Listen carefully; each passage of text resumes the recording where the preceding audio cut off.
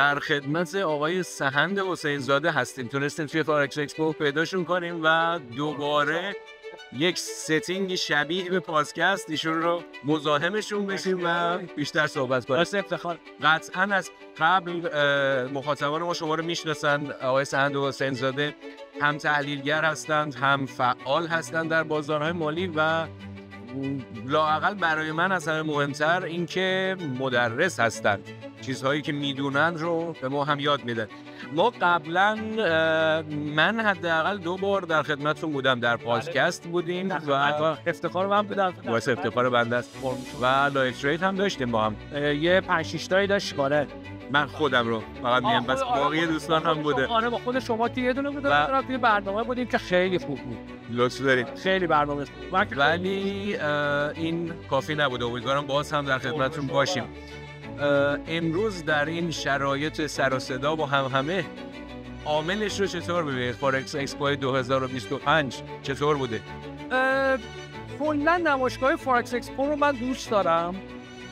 فکر میکنم 3 باریه که من یعنی اومدم به فارکس اکسپو و خیلی جو خوبی داره و هر سال که میای کلی نوآوری توش داره. یعنی این رقابتی که بین بروکرها وجود داره توی لیول های جهانی خیلی همه چیز رو جذاب‌تر میکنه و خیلی به نفع یوزرها داره تموم میشه همه چیز. یعنی خیلی وقتا من فکر میکنم با خیلی از خدماتی که دارن بروکرها همشون ارائه میکنن، از جمله این پلنت ارائه میکنه، همشون دارن یه جورایی سودهای خود بروکرها رو میارن پایین به خاطر اون خدمات میکسری که دارن میدن و همه چیز به نفع مصرف کننده داره تموم میشه و کسایی که دارن استفاده میکنن تریدرها و خیلی خوبه. من اینو خیلی دوست دارم و این جزو چیزاییه که حداقل ما به عنوان ایرانی‌ها خود توی بقیه صنعت‌هامون کمتر داریم می‌بینیم دیگه. رقابتی خیلی نیست. اینجا این رقابته واسه من جذابه. من خیلی دوستش دارم. الان بعد جذاب بخونم. به جز ما شما توی غرفه‌های دیگه تلویزیون دیگه دیدید؟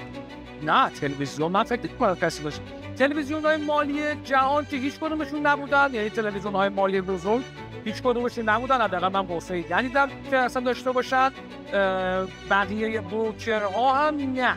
واقعا هیچ کدومشون نه تنها تلویزیون که هیچی، در حد مثلا شاید یه کانال تلگرامی دارن، مثلا یه خبررسانی‌ها رو در این حد انجام میدن.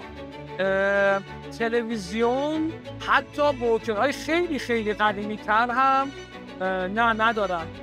معمولا هم یعنی اصولا من چیزی که من فکر میکنم اینه که بروکرها سعی میکنن همه چیز رو یه خورده قایم کنن. این که بیان همه چیز رو بزنن، یه بروکر بیاد همه چیز رو اینقدر شفاف نشون بده و بذارتش تو تلویزیون و خدمات آموزشی اینجوری ارائه بده، اصلا به نفعش اصولا نباید باشه.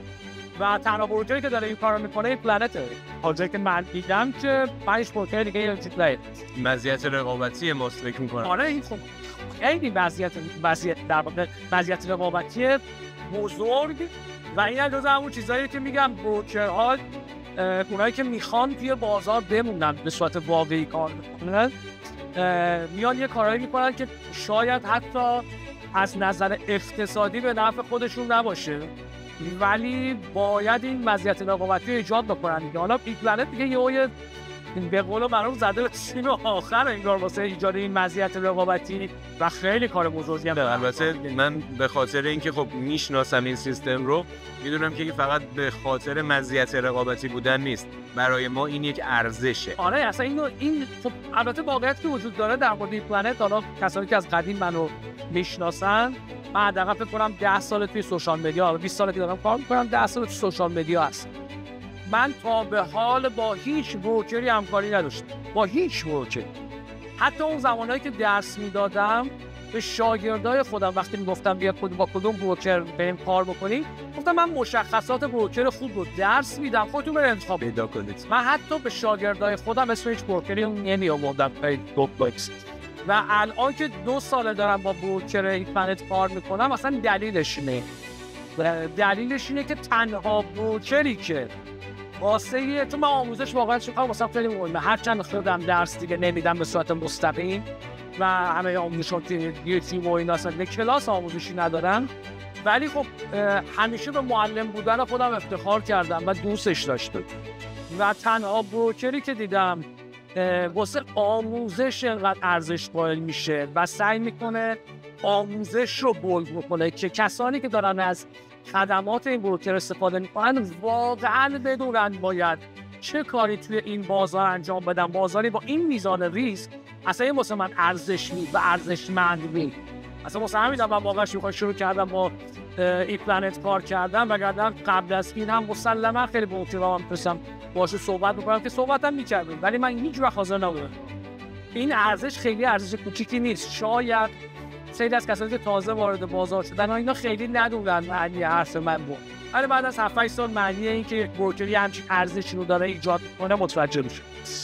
خیلی ممنونم که وقتتون رو به ما دادید. امیدوارم که باقی مونده بازدیدتون لذت بخش باشه. امیدوارم که هر سال من ای پلنت رو بزرگتر، قوی‌تر و با انرژی بهتر ببینم توی نمایشگاه و توی جاهای دیگه، چون به نظر من واقعا ارزش رو داره، مثلا با بچه‌ها و تیمی که دارید و اینقدر سخت‌کشی که می‌کنید. تا خیلی‌ها ندونن ولی اون پشت صحنه‌ها شما خیلی بچه‌ها دارن کار می‌کنن. واقعا ارزش داره و امیدوارم جاهای خیلی خیلی خفن‌تر و بزرگتر. خیلی هم ممنون. متشکرم از شما. ممنون که وقتتون رو دادید و ممنون که همراه ما بودید.